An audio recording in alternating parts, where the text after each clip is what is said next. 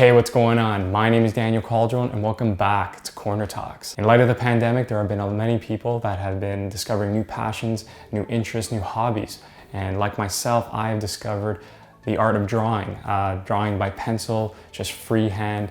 And I chose to kind of do a niche area where I do characters that I've been either inspired by through some sort of art form or characters that I grew up with. What I'm referring to are superheroes, anime characters, comic book heroes. These characters hold a special place in my heart, whether they're characters that I remember when I was a child, or characters that inspired me, or characters that just simply look cool. So straight out of my sketchbook, these are 3 drawings that I've done since I've discovered this newfound hobby.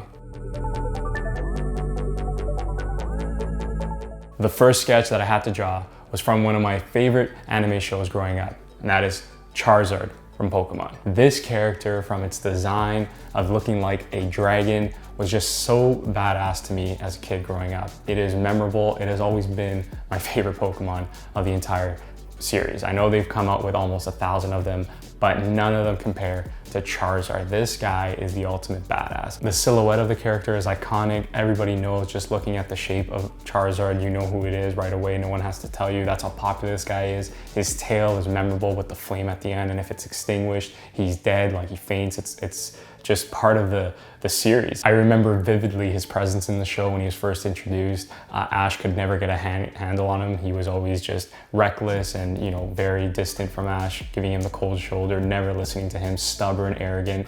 And I love that they gave him such a personality that was different from all these Pokemon that were just like, you know, mouthing their names and just saying the most random emotions. You know, him and Pikachu were memorable for me because of their distinct personalities.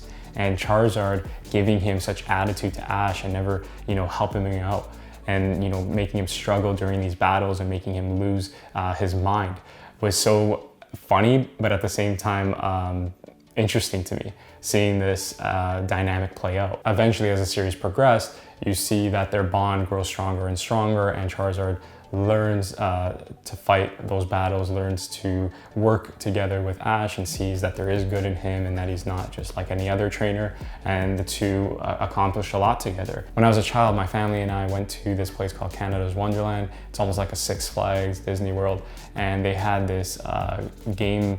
I used to love the games there, and you could win a plush version of Charizard, right? Just very miniature size, probably this big. And I was fascinated. I was 6 years old. I was looking at it. I'm like, oh my God, can I get it? Can I get it? But you have to win the game in order to get these things. And it was something about, you know, guessing the person's age or their height.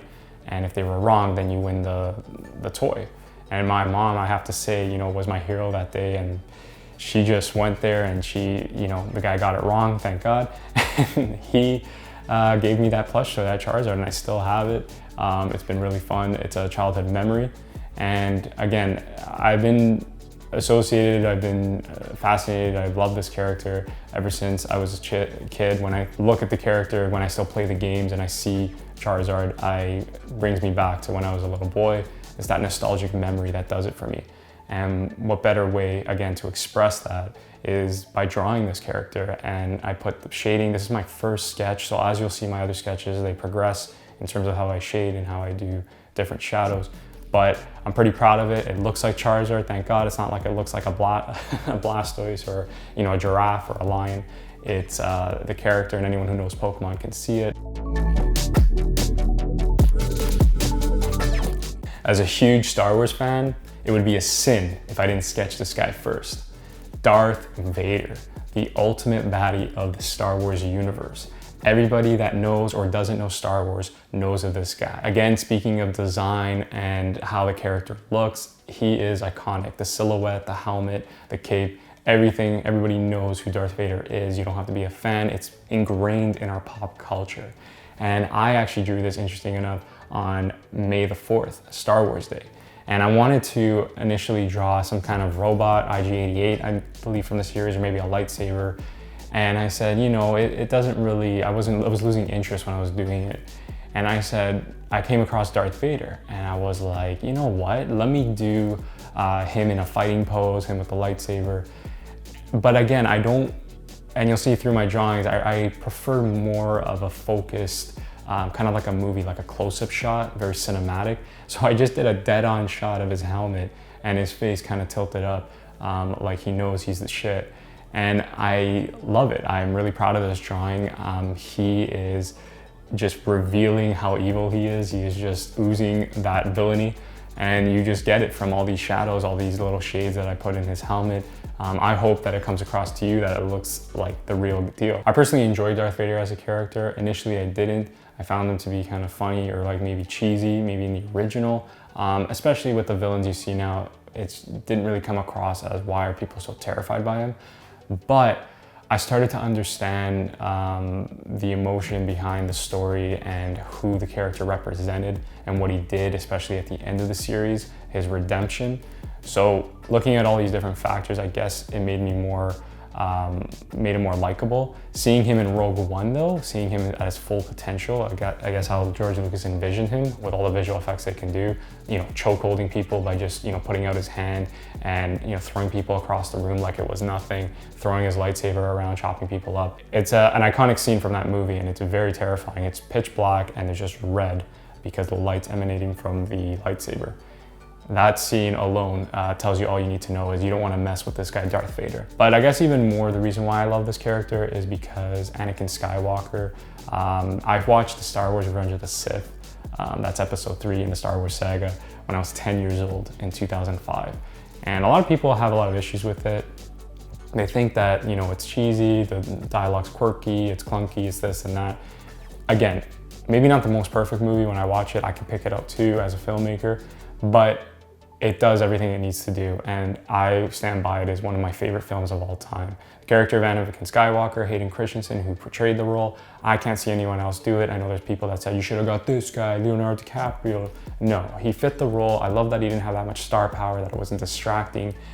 And again, when I see Darth Vader, I have a little part of my brain where I imagine like that young, you know, man in his 20s that led down such a dark path, a twisted path that was manipulated by seduced and believing that he could go down this path and achieve all great power.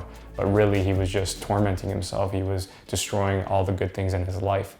And again, that complexity in the character really makes me see the original trilogy in a different way. It doesn't ruin it for me. Again, I'm not from that era, the 80s, where when I watched the original, they were my childhood, so I can't really comment on those people that say it.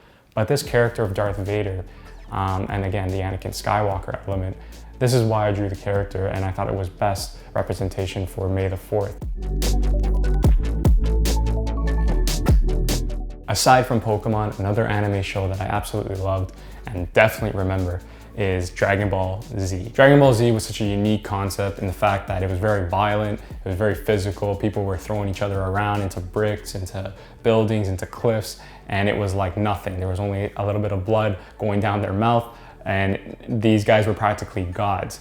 We, as children, watched this show, and I guess we're just so caught up, especially boys, in all the action. It's kind of funny now, but in the moment when we were watching these shows made it so tense, is the fact that they were always yelling. And what people didn't realize is the reason why they're yelling is that's their form of acquiring power, that's their form of stimulating their strength.